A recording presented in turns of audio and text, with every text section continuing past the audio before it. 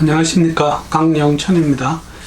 아주 최근에 그 다이브웹의 그 잠수의학 질의응답란에서 제가 받은 재밌는 질문이 있어서 여러분들한테 소개시키려고 이 영상을 만들고 있습니다. 제목이 멀쩡한 다이빙 프로파일에서도 감압병에 걸리나요? 라는 질문이었습니다.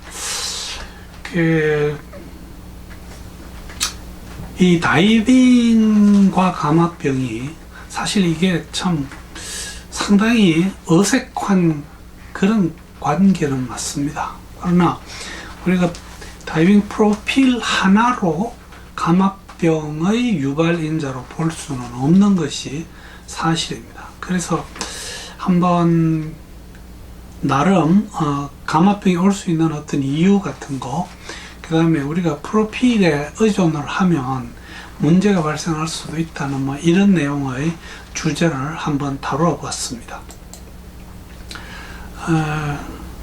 우선 우리가 멀쩡한 프로필을 다이빙을 했는데 감압병이 올 수 있느냐, 이걸 다루기 위해서 우선 감압병이 올 수 있는 유발인자를 한번 보겠습니다.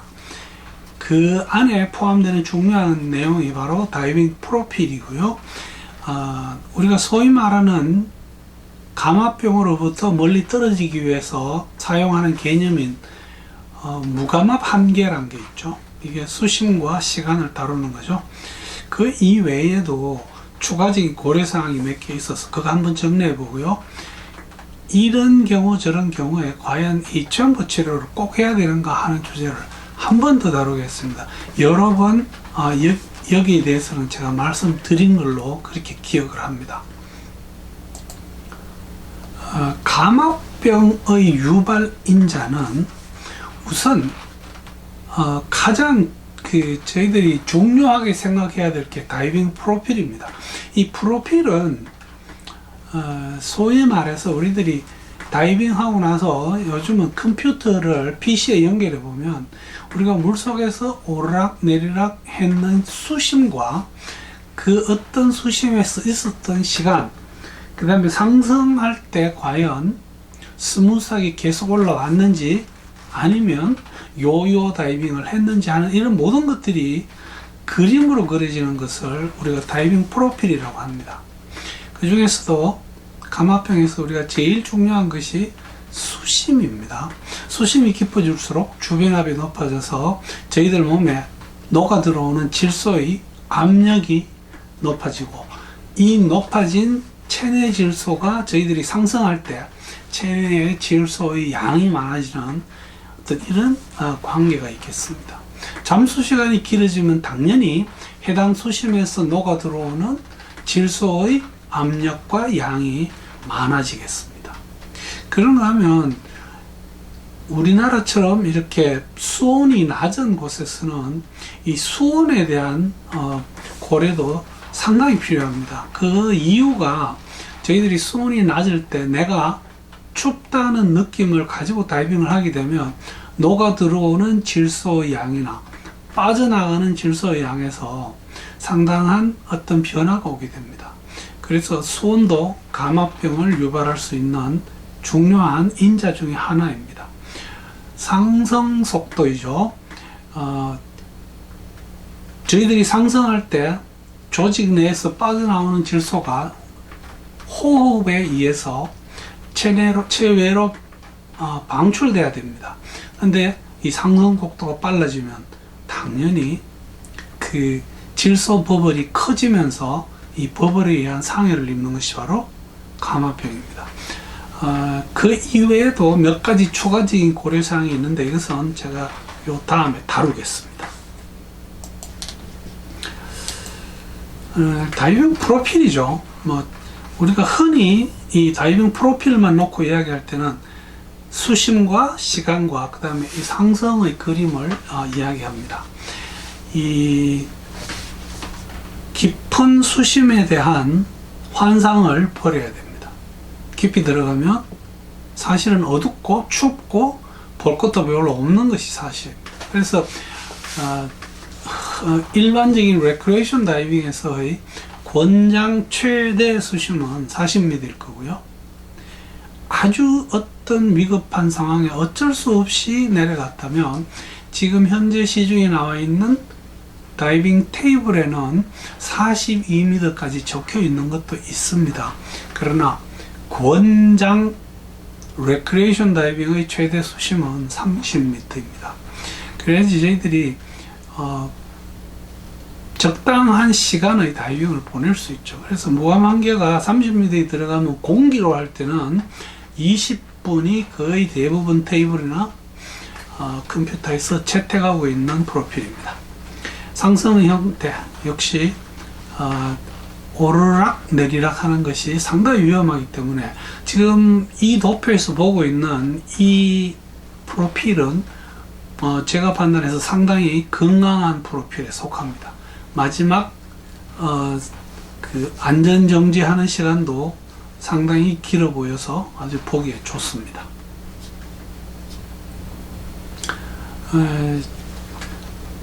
이 무감압 한계라는 이 어떤 용어요, No Decompression Limit라는 말을 간혹 오해하고 계시는 분들이 계십니다.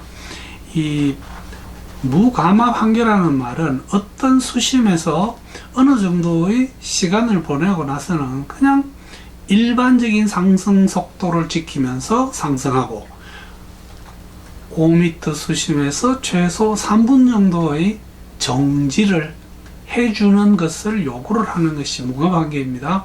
그래서 무감압 한계는 지금 거의 대부분이 컴퓨터를 사용하고 있기 때문에 컴퓨터에서 플랜 모드에 들어가서 내가 오늘 다이빙 하려고 계획하는 수심에서 무감압 한계인가를 무감압 한계의 수치를 바로 파악할 수 있습니다.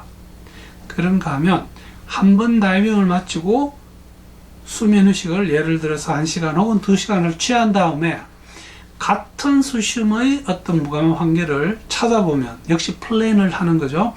그 시간이 줄어들어 있는 것을 볼 수 있습니다. 즉 하루에 다이빙을 하는 횟수가 많아질수록 해당 수심에서의 무감압 한계는 자꾸 줄어들게 됩니다. 저희들이 무감압 한계 다이빙을 흔히 스포츠 다이빙 혹은 무감압 다이빙, 레크레이션 다이빙 이런 용어들 부르고 있죠.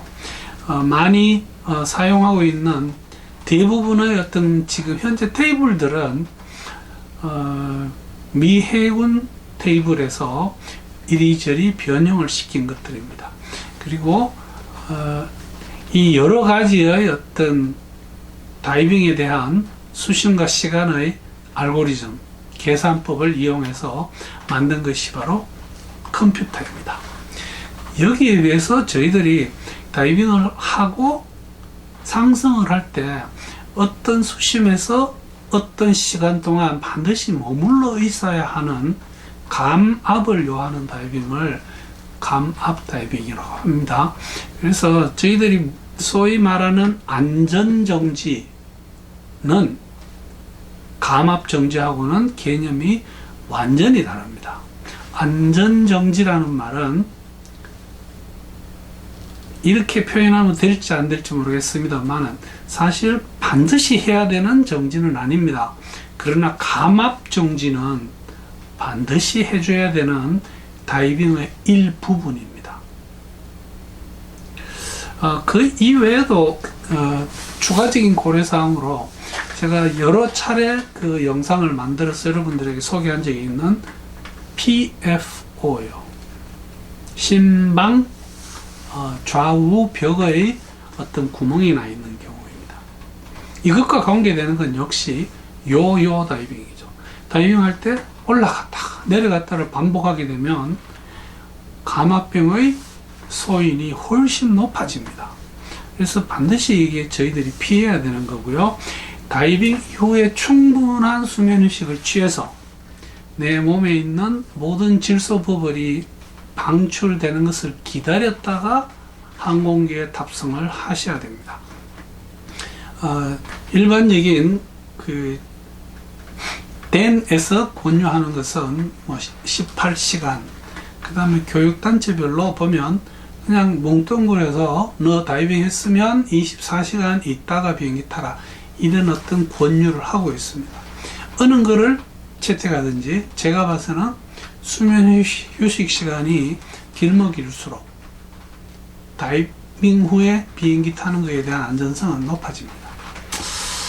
다이빙 이후에 뜨거운 물에 들어가서 목욕, 탕 속에서 몸을 데우는 것, 이 역시 체내 질소 버블의 사이즈를 높여줄 수 있습니다. 아주 격렬한 운동을 하는 것 마찬가지입니다.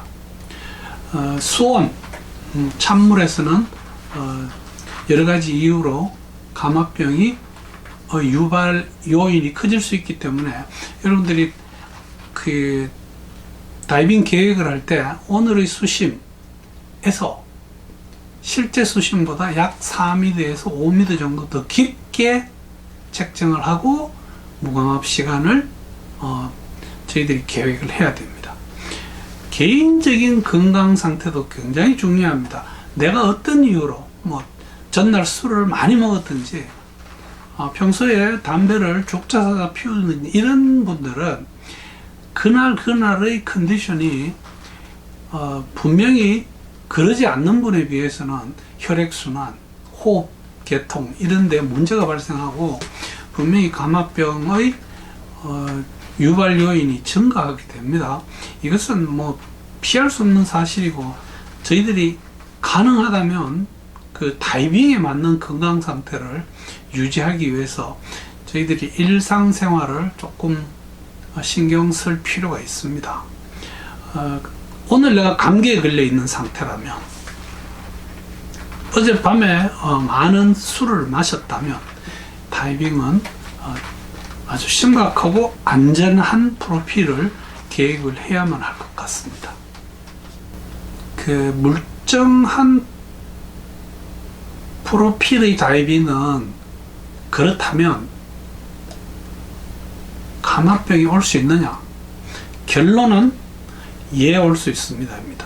저희들이 아무리 내가 생각해서 안전한 프로필의 다이빙을 했더라도 감압병은 올 수 있다는 것을 기억할 필요가 있습니다. 나는 컴퓨터 시키는 대로 했는데 왜 감압병이 와? 내 컴퓨터 판 사람을 아무리 법적으로 고소해도 여러분들이 컴퓨터의 사용 설명서를 잘 읽어보시면 이것이 정확하게 적혀 있습니다. 원인은 말씀드린 여러 가지 유발인자가 종합적으로 작동을 하기 때문에 그렇습니다. 그래서 여러분이 생각하는 어떤 안전한 프로필, 멀쩡한 프로필은 어쩌면 멀쩡한 것이 아니었을 수가 있다. 이것이 제가 드릴 수 있는 결론입니다. 챔버 치료. 지금 다이빙 이후에 감압병 증상이 나타났다고 치고, 예를 들겠습니다. 손끝이 저리다. 발끝이 저리다. 감압병이 아닐 수 있습니다. 아닐 수 있습니다. 경추에 문제가 생기면 손가락 쪽에서 저림이나 먹먹함 같은 걸 느낄 수 있습니다. 예를 들어서 허리 아래쪽 척추에 문제가 생기면 발끝이 저리다거나 혹은 감각이 무뎌지는 이런 것을 느낄 수가 있습니다. 그러나 감압병이 왔을 때 같은 원인으로 같은 증상을 나타내기도 하기 때문에 다이빙이 끝나고 바로 여러분들이 느끼는 모든 증상은 감압병이라고 간주해서 대처하는 것이 안전합니다. 감압병에 의한 증상이라면 가장 좋은 대처 방법은 고압산소 챔버에서 고압의 산소를 흡입해서 몸속에 남아있는 질소 버블을 완전히 쫓아내는 겁니다. 그러나 반드시 챔버에 가지 않더라도 예를 들어서 다이빙 직후에 우리가 100% 산소를 흡입한다거나 혹은 다이빙을 할 때 나이트옥스 32%, 36%를 함으로써 감압병의 발생 빈도 역시 줄일 수도 있기 때문에 반드시 챔버에 가야 되는 것은 아닙니다. 이 말씀을 드리는 이유는 내가 지금 늦었지만 다이빙 끝나고 6일, 7일째인데 지금 챔버에 가야 됩니까? 라고 질문을 하십니다. 꼭 그런 것은 아닙니다. 가급적이면 다이빙 마치고 어떤 정상에 있을 때 가장 빠른 시간에 챔버에 가는 것이 저희들의 안전에 가장 중요한 어떤 요소가 될 수 있습니다. 오늘은 제가 멀쩡한 프로필 이후에 감압병이 올 수 있느냐라고 하는 질문에 대한 답으로 이 영상을 만들었습니다. 그래서 프로필 자체에 너무 의존하지 마시고 평소에 다이빙을 위한 건강을 유지하시는 것과 다이빙하기 전날 어떤 심한 음주 피하시는 것이 다이빙 후에 감압병을 경험할 수 있는 소인을 줄일 수 있습니다. 그래서 여러분들이 안전하고 즐거운 다이빙 안따절따를 기원합니다. 경청해 주셔서 대단히 감사합니다.